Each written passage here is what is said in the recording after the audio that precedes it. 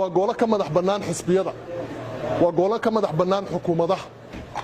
waa golo loo xil saaray inay sameeyaan xeerarkii taabanayay nolosha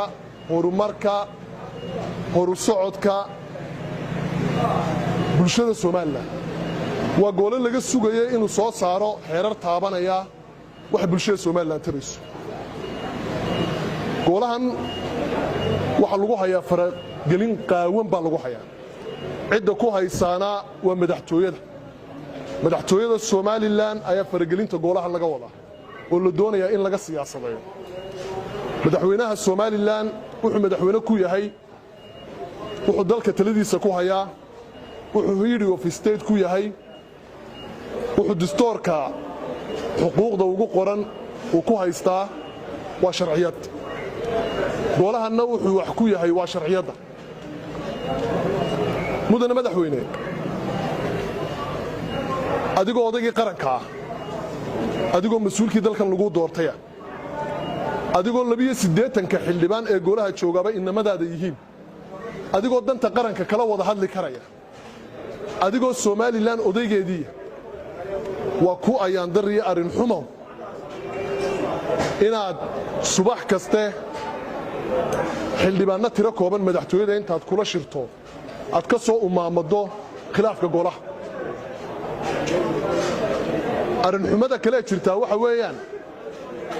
in hay'adihii kale dawliga ahaa ee dhexda ka noqon lahaa qadiyadaha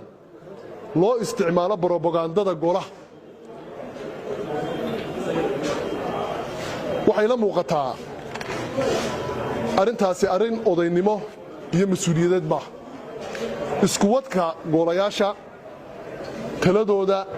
ka dhex noqoshahooda intaasiba waa mas'uuliyad ku saaran oo odayaad ku tahay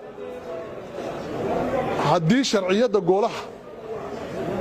meesha laga saaro haddii jiritaanka golaha aad aqbali weydo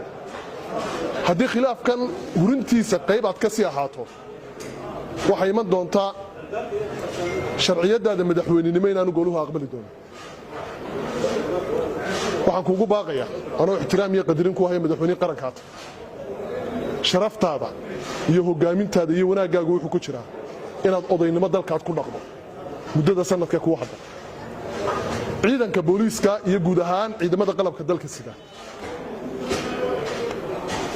waa ciidamo ka madax bannaan siyaasadda waa ciidamo u xil saaran nabadgelyada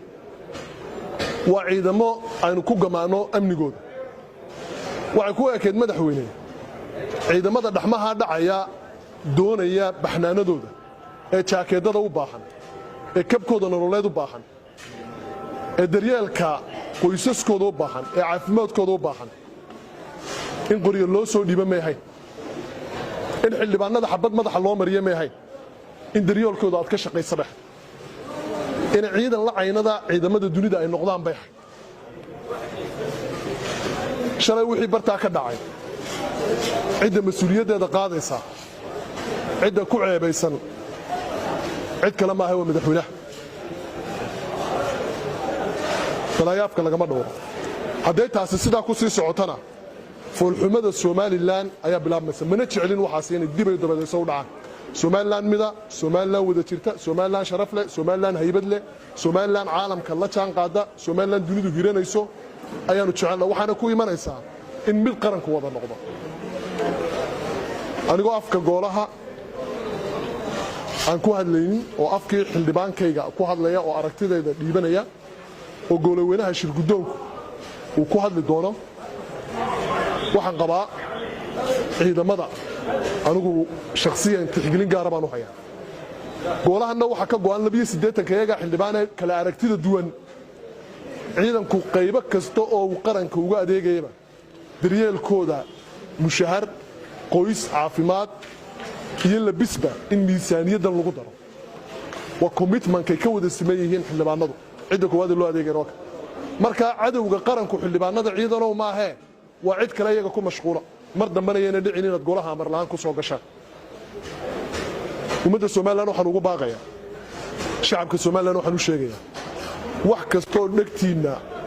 dhiiqeynaya wax kastoo nabadgelyadiina iyo ummadnimadiina wax yeelaynaya ciddu doonaba ahaada iska qabta